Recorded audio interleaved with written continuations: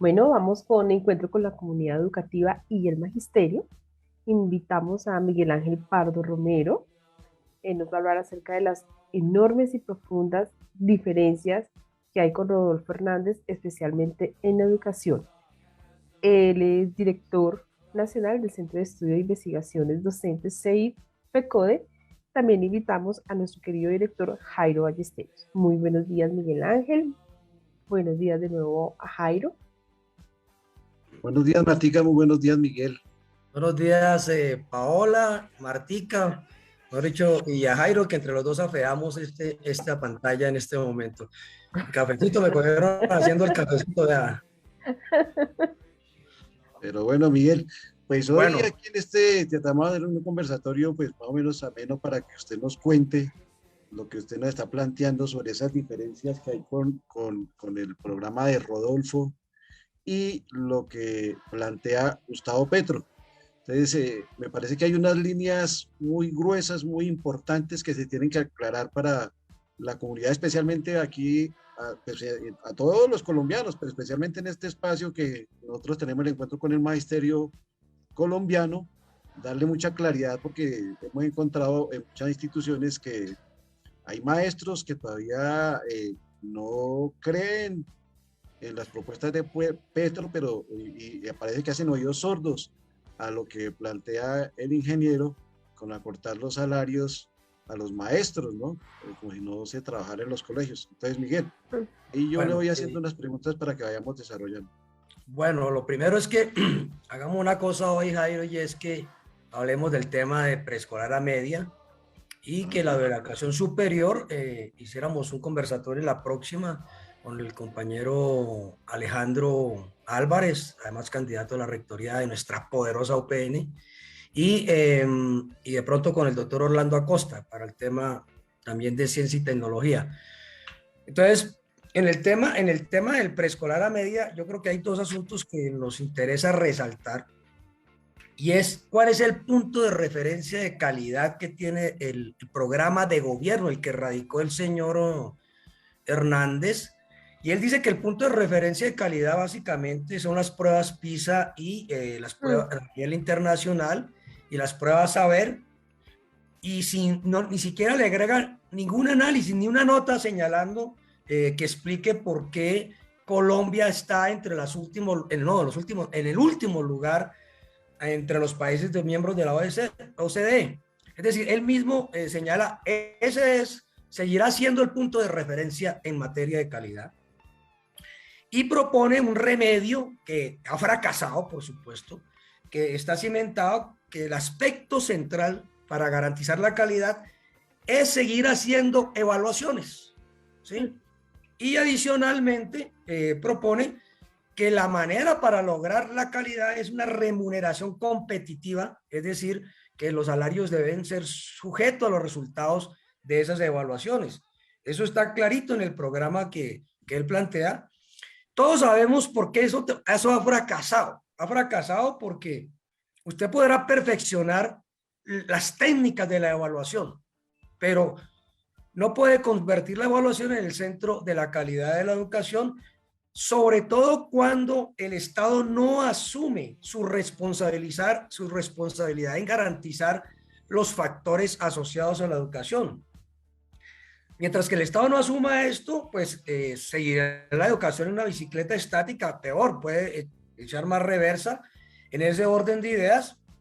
Y pues recordemos a qué factores asociados nos estamos refiriendo. Pues 3 grados de preescolar. Es un país que en el siglo XXI no tiene 3 grados de preescolar en la escuela, ¿sí? En los colegios oficiales.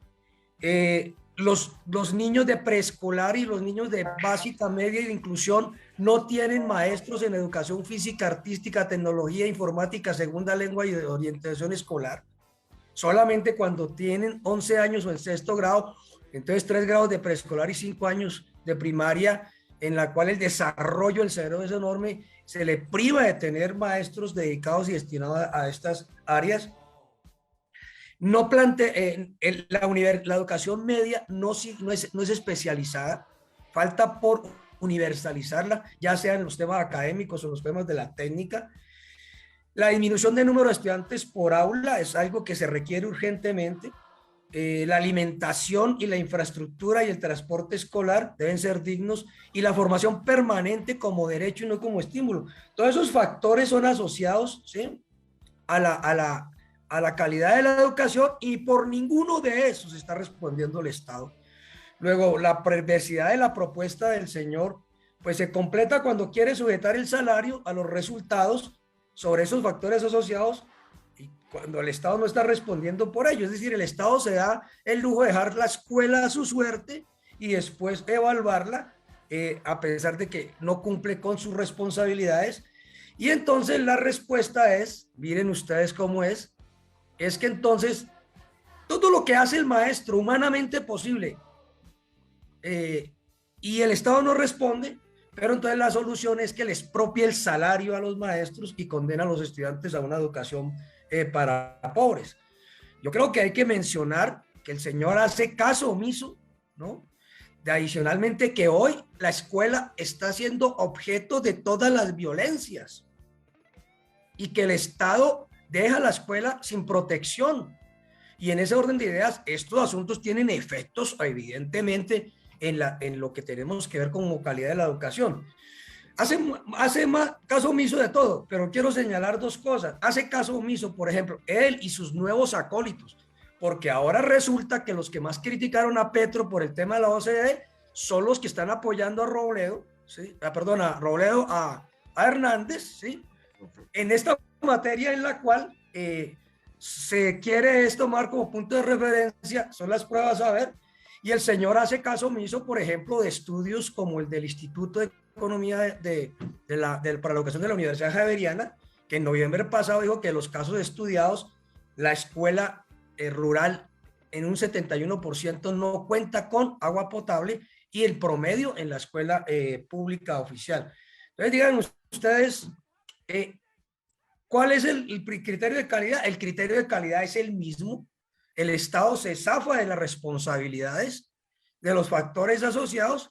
El maestro responde con el esfuerzo de las familias y luego se van a evaluar y más encima que van a evaluar, saben que los resultados van a seguir siendo los mismos porque llevan 25 años haciendo este tipo de pruebas con los mismos resultados y entonces ahora lo que quieren es expropiarle el salario a los maestros porque no tienen avances pese a lo que hacen humanamente posible. Recordemos que el paro del 2015 derrotó esa tesis de Santos de amarrar los salarios a la calidad sin exonerando al Estado de las responsabilidades. Entonces, me parece que este es un punto absolutamente clave y el otro es el tema financiero que no sé si lo alcance a mencionar.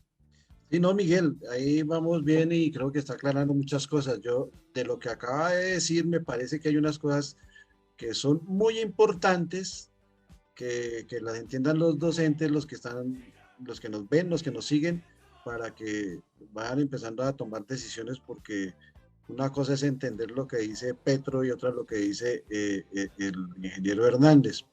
Y esto con los maestros, pero aquí dentro lo que usted plantea hay que también llevarle ese mensaje para que lo entiendan los padres de familias y los estudiantes, porque una cosa es lo que entendemos nosotros y nosotros sabemos que el lenguaje que está utilizando el ingeniero y con la propaganda que nos haya hecho ya el presidente Duque y los otros gremios frente a la Federación Colombiana de Trabajadores de la Educación, FECODE, para acabarla. Entonces, ese mensaje llega muy directo y esto que está planteando acá me parece que también tiene que ser muy directo para los padres de familia y para los estudiantes.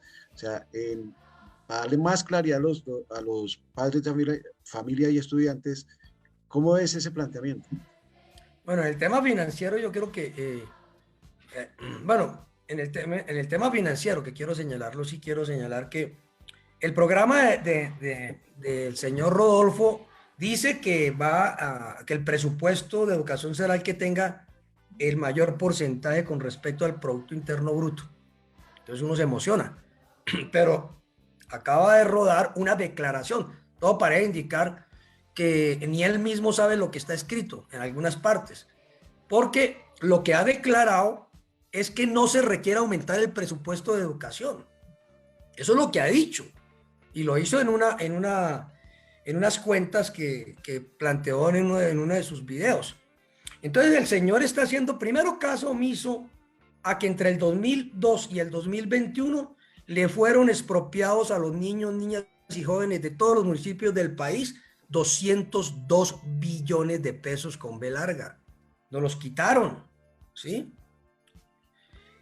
Es más, el mismo gobierno tuvo que firmar un acuerdo con FECODE reconociendo que hay que restablecer de manera progresiva y real esos recursos hacia las entidades territoriales. Es decir, este gobierno, con todo lo mezquino que es, tuvo que aceptar finalmente que se debe consensuar una reforma constitucional para echar para atrás la de Uribe y la de Pastrana, que le quitaron toda esa plata a la educación. Claro, este gobierno no lo ha cumplido, pero este señor de entrada dice que no lo va a cumplir. Es decir, ya nos está advirtiendo. Yo no entiendo por qué sectores, ¿no?, como el que dirige el señor Robledo, que señalan que es importante esta reforma constitucional, hoy coinciden en que no hay necesidad entonces de más plata. Miren, solo en las discusiones que hemos tenido en la Comisión de Alto Nivel del Sistema Nacional de Participaciones, el mismo gobierno reconoce que entre la actualización y la construcción en infraestructura que se necesita, se requieren 50 billones de pesos. Billones con B larga, no millones, billones. Entonces ahora este señor nos está diciendo que no se requiere ningún dinero y que no va a cumplir con la principal reivindicación que tiene FECODE, que la ganó a favor de la población, liderando a la población, una reforma constitucional que no solamente le devuelva los recursos que le quitaron a la educación, sino a la salud, agua potable, saneamiento básico, que son, mi apreciado Jairo, 348 billones con B larga. Es decir, que el señor se va a oponer a un aumento a que le devuelvan estos recursos a los municipios y de paso a que se materialice el derecho, a esos derechos que se derivan de esos recursos que se requieren. Entonces, el señor ya declara esto y en ese orden de ideas, el señor además habla del presupuesto actual y dice que hay 42 billones que le llegan por el SGP anualmente a preescolar a media, pero no dice que entre 2020 y 2021 solamente aumentó 1.1 billón de pesos para educación preescolar a media y cifra similar